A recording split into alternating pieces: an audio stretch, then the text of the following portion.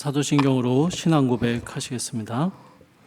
전능하사 천지를 만드신 하나님 아버지를 내가 믿사오며 그 외아들 우리 주 예수 그리스도를 믿사오니 이는 성령으로 잉태하사 동정녀 마리아에게 나시고 본디오 빌라도에게 고난을 받으사 십자가에 못 박혀 죽으시고 장사한 지 사흘 만에 죽은 자 가운데서 다시 살아나시며 하늘에 오르사 전능하신 하나님 우편에 앉아 계시다가 저희로서 산 자와 죽은 자를 심판하러 오시리라. 성령을 믿사오며 거룩한 공예와 성도가 서로 교통하는 것과 죄를 사하여 주시는 것과 몸이 다시 사는 것과 영원히 사는 것을 믿사옵나이다. 아멘. 찬송가 383장 함께 찬양하시겠습니다. 383장입니다.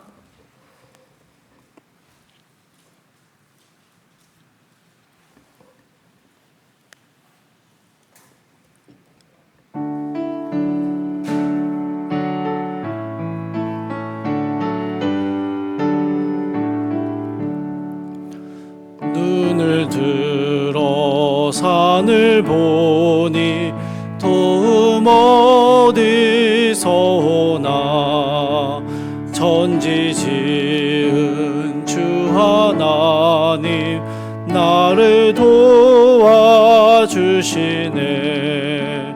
나의 발이 실족 않게 주가 깨어 지키며 택한 백성 항상 지켜 길이 보호하시네. 도우시는 하나님이 내게 그늘 되시니 낮에 해와 밤의 달이 너를 상치 않겠네. 내게 화를 주지 않고 혼을 보호하시며 너의 주를 지금부터 영영 인도하시리.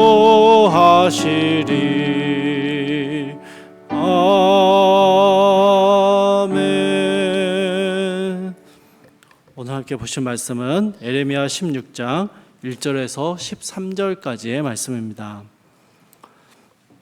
에레미야 16장 1절에서 13절까지의 말씀 제가 읽도록 하겠습니다.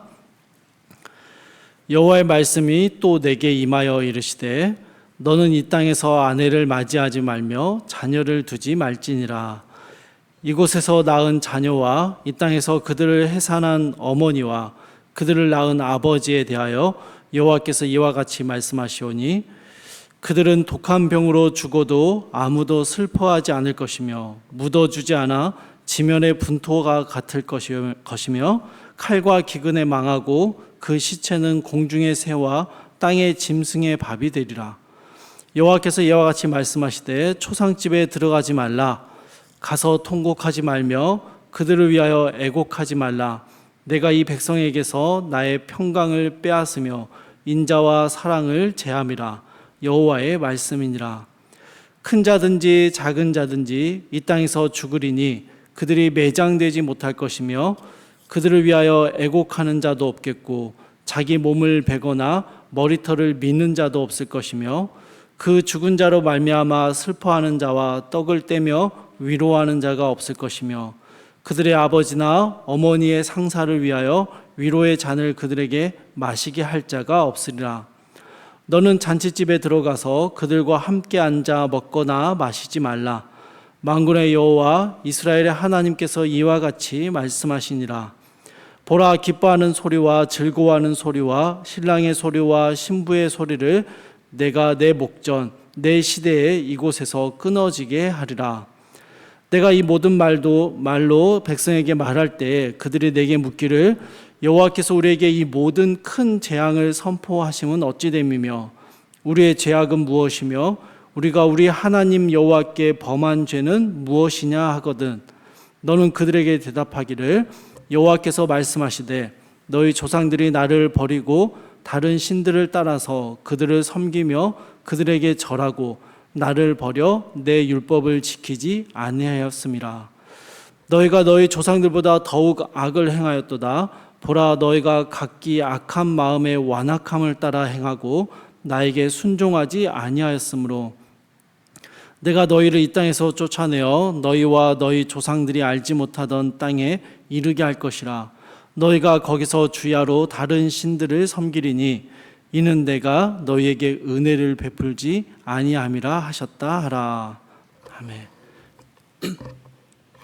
오늘 본문의 말씀은요, 예레미야를 통해 이스라엘에게 선포하시는 하나님의 말씀들과는 조금 다릅니다.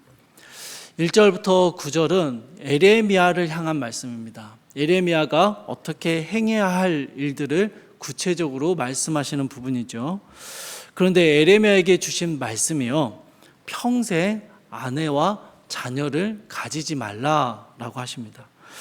구약 시대에는요, 자녀가 없다라는 것은 큰 불행이며 축복의 단절이다라고 여겼습니다.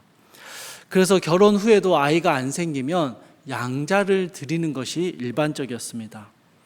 그런데 예레미야는요, 아내를 둘 수도 없을 뿐더러 양자를 드리는 방법으로 자녀를 둘 수도 없는 것이죠. 여러분, 이게 무슨 의미입니까? 예레미야의 삶이 하나님의 축복으로부터 단절되었다라는 사실을 보여주는 것입니다. 예레미야는 부모가 독한 병으로 죽어도 슬퍼하거나 묻어줄 수 없었습니다. 5절에서 장례에 참석하는 것을 금지하셨기 때문입니다. 8절에서는요, 결혼식과 같은 잔치에 참여하는 것도 금지하십니다. 여러분, 하나님께서는요, 이 예레미야에게 평범한 일상의 삶을 허락하지 않으셨습니다. 왜 그렇게 하셨을까? 이러한 명령을 따라 살아가는 예레미야의 삶의 모습을 통해서 이스라엘에게 아주 중요한 메시지를 던지고 계시는 것입니다. 결혼식이나 가정은요, 생명의 새로운 탄생을 시작합니다. 이야기하는 것이죠. 예레미야가 결혼식에 참여할 수도 없고 가정을 이루고 자녀를 둘 수 없다라는 것은요, 그의 삶에는 어떠한 생명의 탄생도 경험할 수 없다라는 것을 보여주고 있는 것입니다.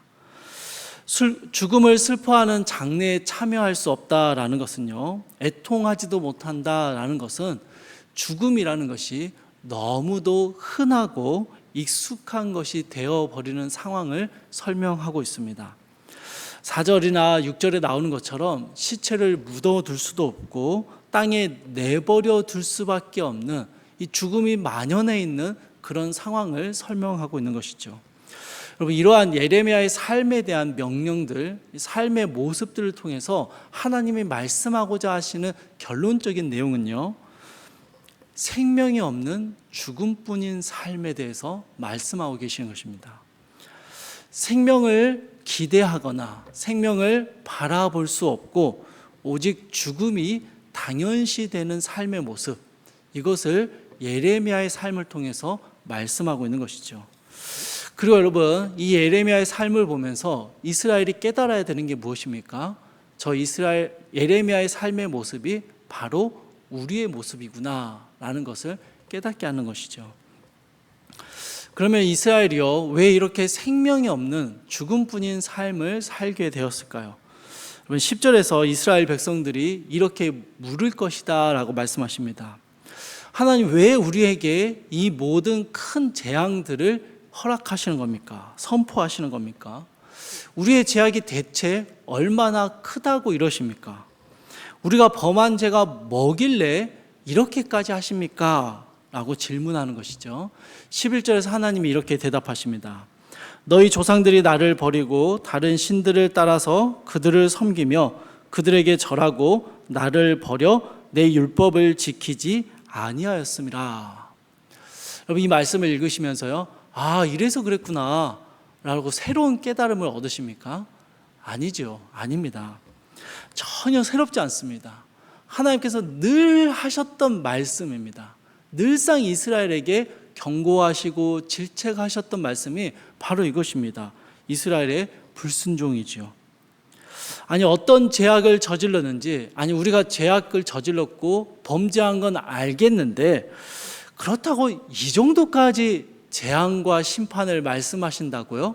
이건 좀 과한 거 아닙니까? 라는 입장을 가지는 이스라엘을 향해서 하나님은요, 이스라엘이 늘상 불순종의 길을 걸어왔음을 다시 한번 알려주시는 것입니다. 여러분, 이러한 이스라엘의 불순종과 무지함에 대한 최종적인 결과가 13절의 끝부분에 나옵니다. 은혜를 베풀지 아니함입니다. 하나님의 은혜로부터 끊어지는 것이고요, 하나님의 축복으로부터 단절되는 것입니다. 여러분, 성경은요, 하나님에 대해서 일관적으로 그분은 인자와 긍휼이 많으시며 은혜 베풀기를 원하시고 복 주시기를 기뻐하시는 분이다라고 설명합니다. 그런데 그 하나님의 은혜가 멈춰버리고 축복이 끊어져 버렸다라는 게 무슨 의미가 됩니까? 하나님이 변하신 것일까요? 아니죠. 우리의 불순종 때문입니다. 매번 반복되니까 이제는 무뎌져서, 아니 이게 뭘 그렇게 잘못한 거라고 그렇게까지 하십니까?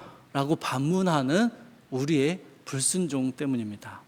그 불순종 때문에 하나님의 은혜가 끊어지게 되고 축복이 단절되어 버리는 것이죠. 사랑하는 성도 여러분, 우리가 이런 말씀을 들을 때 우리 삶에 안 좋은 일이 일어나는 거, 하나님의 축복과 은혜가 보이지 않는 게 다 내 불순종 때문이구나, 내가 잘못한 거구나 라는 식으로 적용하지 않기를 바랍니다. 어떤 부분에서 맞습니다. 우리 삶에 일어나는 수많은 어려움들이 나의 불순종으로부터 기인하는 경우들이 분명히 있습니다. 그러나 무조건적으로 이렇게 판단해 버리는 것은 결코 옳지 않습니다. 하나님께서요, 에레미야를 통해서 이 말씀을 하시는 이유는 은혜와 축복이 끊어진 건 다 너 때문이야, 다 네 잘못이야, 너의 불순종 때문이야 라고 말씀하시는 것도 있습니다만 거기에만 있지 않습니다. 오히려 뒤집어 말하면요, 하나님은 여전히 우리에게 은혜를 주시기 원하시고 복 주기를 원하시는 분이다라는 사실을 우리에게 알려주는 것입니다. 우리가 불순종해서 돌이켜 하나님의 긍휼을 구하기만 하면 하나님은 그간 멈춰두셨던 은혜를 주실 준비를 하고 계시는 것이죠. 여러분, 하나님께서요, 그 은혜를 주시기 위해서, 그 복을 주시고 싶어서 하나님의 백성들을 향해서 불순종해서 돌아서라고 징계하시고 질책하시는 것입니다. 하나님의 복을 받는 자리로 돌아오라고 경고하시는 것이죠. 하나님의 목적은요, 심판에 있지 않습니다. 보복하는 데 있지 않습니다. 하나님의 심판과 징계의 목적은요, 그것을 통해서 백성들이 죄에서 돌아서서 하나님의 은혜와 축복의 자리로 들어오는 것을 원하고 계시는 것입니다. 주 안에서 사랑하는 성도 여러분, 우리가 하나님의 은혜가 메말라 버린 것 같을 때, 하나님의 임재가 누려지지 않을 때 경각심을 가지고 우리의 불순종을 되돌아볼 수 있기를 바랍니다. 그리고 겸손히 죄를 회개하며 하나님의 긍휼을 구하는 자리로 나아가셔야 합니다. 그럴 때 여러분, 놀라운 하나님을 발견하게 되는데요, 마치 기다렸다는 듯이 우리 가운데 은혜와 축복을 다시 열어주시고 부어주시는 하나님의 기다림을 보게 되는 것입니다. 주 안에서 사랑하는 성도 여러분, 오늘 하루 우리가 하나님 앞에 계속 반복하고 있는 불순종의 모습은 무엇이 있는지를 되돌아보기를 소망합니다. 또한 하나님 앞에 겸손하게 행함으로 주님의 은혜를 다시 누리며 살아가는 이 복된 한날을 보내시기를 주님의 이름으로 축복합니다. 우리 함께 기도하겠습니다. 사랑하는 하나님, 이스라엘 백성의 이 죄악의 무뎌짐과 무지함이, 그들의 불순종이 하나님의 은혜로부터 끊어지게 했고 하나님의 축복이 단절되게 했음을 봅니다. 그리고 주님, 바로 이들의 모습이 나의 모습임을 또한 고백합니다. 사랑하는 주님, 반복되는 불순종을 알고 있음에도 내가 하나님 앞에 범죄하고 있음을 인정하면서도 우리의 불순종으로 인해서 하나님의 은혜가 끊어진 것이 부당하다고 생각하는 우리의 이 완악함과 무지함을 이스라엘 백성을 통해서 다시 한번 돌아보게 하시고, 사랑하는 주님, 주님이 복 주기를 원하시며 은혜 베푸기를 기뻐하시며 인자와 긍휼이 넘치는 분이심을 기억하며 다시 주님 앞에 우리의 불순종에서 돌이킬 때, 겸손하게 나아갈 때 주님이 부어주시는 은혜와 축복을 경험하게 하여 주시옵소서. 사랑하는 주님, 힘들고 어려운 시간들을 보내는 동안 나의 불순종이고 내 못남이고 나 때문이다라는 자책과 낙심 가운데 있지 않고 하나님 앞에 나의 불순종을 돌이키고 주님의 은혜를 간절히 사모하며 나아갈 때 주님이 주시는 은혜와 축복이 우리의 삶을 채울 수 있도록 주여 이 시간 우리의 마음을 우리의 불순종으로부터 돌이켜 주시옵소서. 주께서 오늘 또 우리 하루의 시간 동안 함께 계시며 우리를 보호하심을 믿사오며 우리 주 예수 그리스도의 이름으로 기도드립니다. 아멘. 하늘에 계신 우리 아버지여, 이름이 거룩히 여김을 받으시오며 나라 임하옵시며 뜻이 하늘에서 이루어진 것 같이 땅에서도 이루어지이다. 오늘날 우리에게 일용할 양식을 주옵시고 우리가 우리에게 죄 지은 자를 사하여 준 것 같이 우리 죄를 사하여 주옵시고 우리를 시험에 들게 하지 마옵시고 다만 악에서 구하옵소서. 대개 나라와 권세와 영광이 아버지께 영원히 있사옵나이다. 아멘. 주신 말씀 붙잡고 함께 기도하실 텐데요.